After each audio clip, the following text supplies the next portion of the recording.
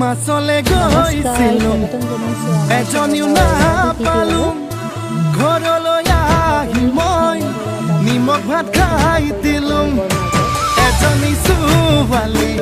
মই বহুত ভাল পাইছিলো এটালৈ পলাই গ'ল এচুমাও নাপালো হেনো দিনে ধৰি মদ খাব শিকিলো ভাং খাব শিকিলো আনৰে চকুতে বেয়া ল'ৰা হলুম মই বকুলং বিলতে